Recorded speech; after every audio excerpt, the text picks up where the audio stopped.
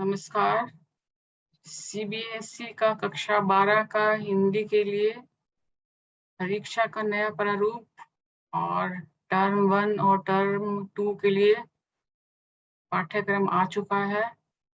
तो आप सबको इसकी जानकारी के लिए मैं यहाँ बता रही हूँ कि अब जो परीक्षा होगी फर्स्ट टर्म में कौन से पाठ आएंगे और सेकंड टर्म में कौन से पाठ आएंगे और कितने नंबर का प्रश्न पत्र किस रूप में आएगा।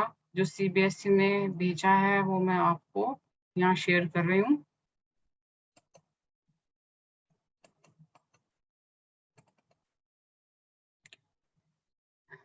आप सामने स्क्रीन पर देख सकते हैं, ये कक्षा 12 के लिए है हिंदी ऐच्छिक,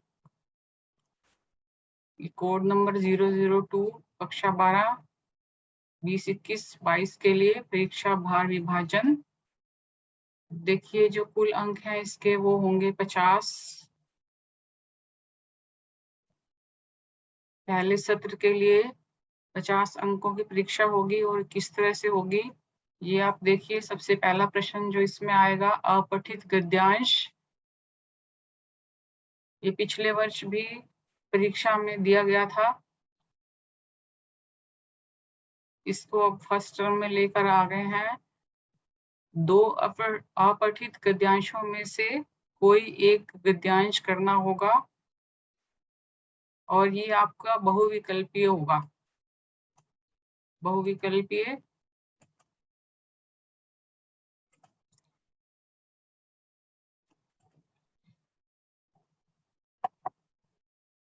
दस प्रश्न दिए जाएंगे, एक एक अंक का 10 प्रश्न, ये आपके बहुविकल्पीय होंगे। ये सारा ही आपका जो फर्स्ट टर्म का पेपर है ये आपको मैं पिछले वीडियो में बता चुकी हूँ कि सारा ही बहुविकल्पीय आने वाला है।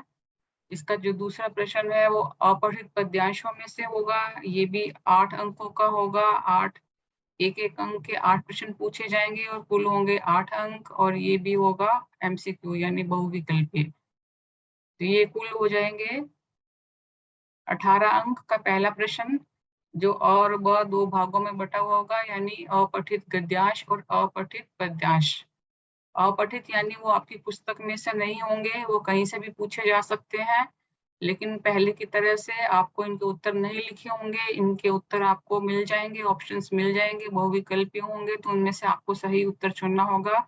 ये पिछले वर्ष से ही यही प्रारूप आ रहा है, उससे पहले आपको उत्तर खुद लिखने पड़ते थे, लेकिन अब पिछले वर्ष से अब आपको ये बहुविकल्पीय रूप में आएगा। इस वर्ष भी आपको बहुविकल्पीय रूप में आ रहा है और ये पहले ही सत्र में आपको ये दिए जाएंगे।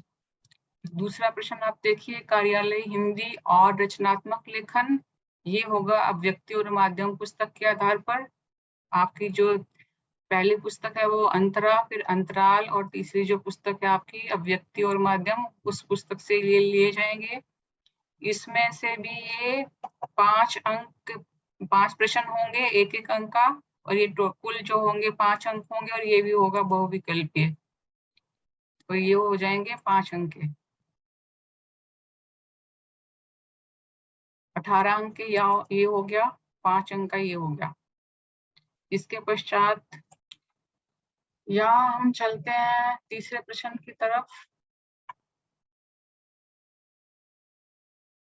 पठित काव्यांश पर 5 बहुविकल्पीय प्रश्न दिए जाएंगे।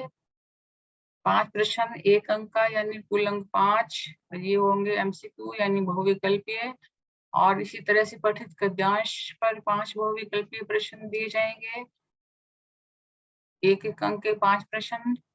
पहले आपको इनकी व्याख्या करनी पड़ती थी, लेकिन पिछले वर्ष से अब आपको ये बहुविकल्पीय प्रश्न के रूप में दिए जाते हैं।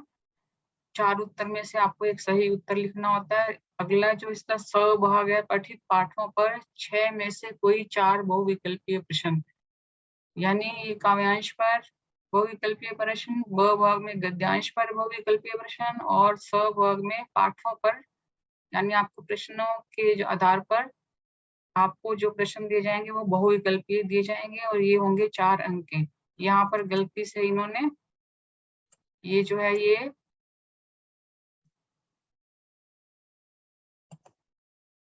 यहाँ पर 4 आना चाहिए, क्योंकि यहाँ पर ये लिखा है कि 4 बहुविकल्पीय प्रश्न और ये 4 ही अंक के दिए गए हैं, तो यहाँ पर इन्होंने ये गलती से 5 लिख दिया है, तो ये 4 आएंगे। तो अगला जो चौथा प्रश्न है, अनुपूरक पाठ्य पुस्तक अंतराल भाग 2 में से बहुविकल्पीय प्रश्न। ये पिछले साल क्योंकि एक ही टर्म हुआ था तो वो 7 अंकों के प्रश्न आए थे। अब इन्होंने ये 2 भागों में बांट दिए हैं। पहले सत्र में 3 प्रश्न 1-1 अंक के आएंगे और फिर आगे दूसरे सत्र में 4 अंक के आएंगे, वो मैं आपको आगे दिखाने वाली हूँ। लेकिन पहले सत्र में ये 3 प्रश्न 1-1 अंक के, ये भी बहुविकल्पीय होंगे। इसके बाद जो 5वां है वो है आपका श्रवण और वाचन। ये 10 अंक का होगा। ये किस आधार पर होगा ये मैं आपको आगे बताने वाली हूँ। इस तरह से ये जो कुल है 50 अंक का फर्स्ट टर्म का आपकी परीक्षा होगी। अब इसमें आपका पाठ्यक्रम क्या रहेगा, सिलेबस क्या रहेगा, इसमें आप देखिए यहाँ लिखा है सत्र 1 21-22 के लिए निम्नलिखित पाठ सम्मिलित किए गए हैं। अब काव्य खंड में से देखिए जयशंकर प्रसाद का देवसेना का गीत, कार्नेलिया का गीत, विष्णु खरे का एक कम और सत्य कविताएं, रघुवीर सहाय की वसंत आया और तोड़ो, और गद्य खंड में से रामचंद्र शुक्ल का प्रेम घन की छाया स्मृति, पंडित चंद्रधर शर्मा गुलेरी का सुमरिनी के मन के, खंडेश्वरनाथ रेणु का संवाद दिया। अव्यक्ति माध्यम के विभिन्न माध्यमों के लिए लेखन और कैसे बनती है कविता, और अंतराल जो पुस्तक है उसमें से 2 पाठ दिए जा रहे हैं, प्रेमचंद का सूरदास की झोपड़ी और संजीव का आरोहण। तो ये जो है ये वाले जो है ये आ जाएंगे फर्स्ट टर्म में। तो आशा करती हूँ ये आप अच्छी तरह से समझ गए होंगे कि पहले सत्र में क्या क्या आने वाला है, कौन से पाठ आने वाले हैं और किस तरह का प्रारूप रहेगा। अब दूसरे सत्र की तरफ चलते हैं। परीक्षा सत्र 2।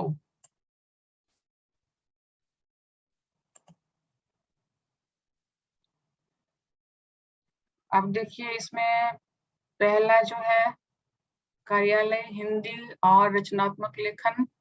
इसमें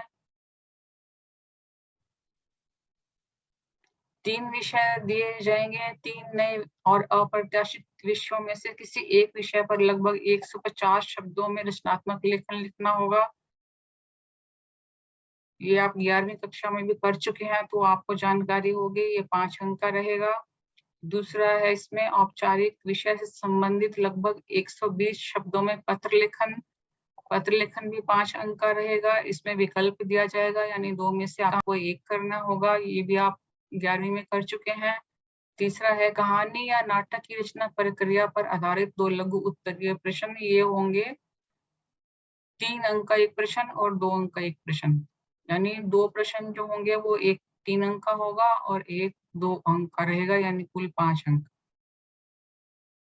और जो चौथा रहेगा वो होगा समाचार लेखन, फीचर लेखन, आलेख लेखन पर आधारित लघु उत्तरीय प्रश्न 3 अंक का, 1 और 2 अंक का एक। इसमें भी विकल्प दिए जाएंगे आपको। ये कुल हो जाएंगे 5 अंक के।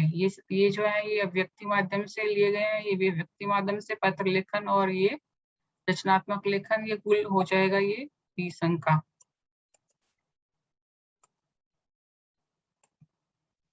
इस तरह से जो दूसरा रहेगा अंतरा भाग से, इसमें पहला है काव्य खंड पर आधारित 3 प्रश्नों में से किन्हीं 2 प्रश्नों के उत्तर लगभग 50-60 अंकों में, यानी यहाँ दूसरे सत्र में आपको बहुविकल्पीय नहीं दिए जाएंगे, इनके उत्तर आपको लिखने पड़ेंगे। तो ये 2 प्रश्न जो है वो 3-3 अंक के रहेंगे और कुल अंक रहेंगे 6। दूसरा जो है वो काव्य खंड पर आधारित 2 प्रश्नों के उत्तर ये 30-40 शब्दों में लिखने होंगे, और ये एक प्रश्न होगा और ये होगा 2 अंक का, क्योंकि 2 भागों में बट गए हैं पहले सत्र और दूसरे सत्र में, तो इसलिए ये यहाँ पर एक प्रश्न रहेगा और 2 अंक का। ये दोनों ही काव्य खंड में से है। अगला है गद्य खंड पर आधारित 3 प्रश्नों में से इन 2 प्रश्नों के उत्तर देने होंगे। ये भी जो है 2 प्रश्न 3-3 अंक को रहेंगे, यानी 6 अंक के। और दूसरा जो है गद्य खंड पर आधारित 2 प्रश्नों में से किसी एक प्रश्न का उत्तर, यानी एक आपको करना है 2 अंक का 30-40 शब्दों में, ये रहेगा 2 अंक का। तो यानी काव्य खंड और गद्य खंड में से 8-8 अंक के आपको प्रश्न पूछे जाएंगे और ये कुल अंक होंगे 16। अब ये जो है आपकी अनुपूरक पाठ्य पुस्तक अंतराल भाग 2 में से बहुविकल्पात्मक प्रश्न। पठित पाठों पर आधारित 3 में से किन्हीं 2 प्रश्नों का उत्तर 30-40 शब्दों में। ये बहुविकल्पीय नहीं होंगे, इनके आपको उत्तर लिखने पड़ेंगे। पहले जो फर्स्ट टर्म में आपको जो प्रश्न 3 अंक के दिए जाएंगे वो भी बहुविकल्पीय रहेंगे। यहाँ लेकिन बहुविकल्पात्मक रहेगा, यानी इसमें से आपको 3 में से 2 का उत्तर लिखना पड़ेगा। तो ये आपको एमसीक्यू टाइप नहीं होंगे, इनके उत्तर आपको लिखने हैं, तो ये 4 अंक के रहेंगे।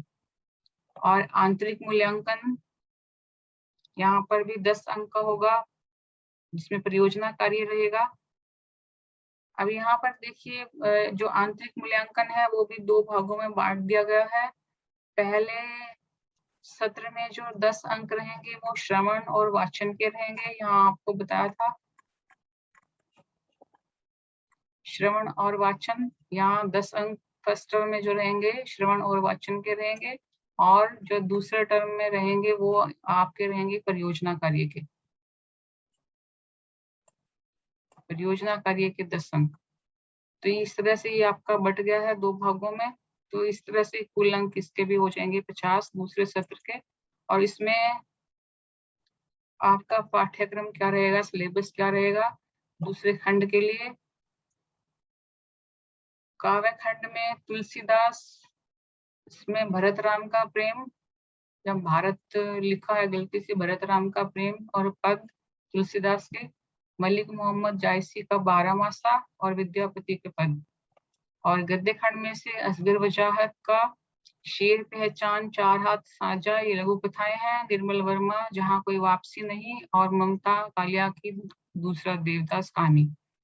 ये जो है अंतरा भाग 2 में से। फिर अव्यक्ति और माध्यम में से है कैसे लिखे कहानी, पत्रकारीय लेखन के विभिन्न रूप और लेखन प्रक्रिया, विशेष लेखन स्वरूप और प्रकार, नए और अप्रत्याशित विषयों पर लेखन, नाटक लिखने का व्याकरण, ये अव्यक्ति और माध्यम से। और जो अंतराल जो आपका भाग 2 है, यानी कक्षा 12 के लिए, उसमें से उसके कुल 4 पाठ हैं। 2 पाठ प्रथम सत्र के लिए दे दिए गए हैं और 2 पाठ विश्वनाथ त्रिपाठी विस्कोर के माटी, प्रभाष जोशी का अपना मालवा, खाऊ उजाड़ू सभ्यता में 2 पाठ जो है सत्र 2 के लिए दिए गए हैं। तो इस तरह से ये जो आपका प्रथम सत्र और दूसरे सत्र के लिए आपके जो पाठ हैं वो इस तरह से बांट दिए गए हैं। और आपका जो प्रश्न पत्र है उसके लिए भी परियोजना कार्य का के अंक हैं वो भी बांट दिए गए हैं। अब परियोजना कार्य आपको किस तरह से करना है, इसके लिए मैं आपको अलग से वीडियो देने वाली हूँ। इस तरह आप, वैसे मैं पिछली बारी भी एक वीडियो बना चुकी हूँ परियोजना कार्य पर, और जो आपके अंतराल पुस्तक है उस पर सारे पाठों के एमसीक्यू बना चुकी हूँ, वो आप चैनल में देख सकते हैं। लेकिन परियोजना के लिए कुछ चीजें जो उन्होंने बदली हैं अभी, वो मैं आपको विस्तार से नया वीडियो में देने वाली हूँ। तो आशा है ये आप कक्षा 12 के लिए सत्र 1 और सत्र 2 में क्या क्या आने वाला है, पाठ्यक्रम क्या रहेगा, परीक्षा किस प्रकार हो गई, आप अच्छी तरह से समझ गए होंगे। तो इसको आप ध्यान में रखते हुए फिर आप अपनी तैयारी कर लें। धन्यवाद। फिर मिलते हैं अगले वीडियो में। धन्यवाद।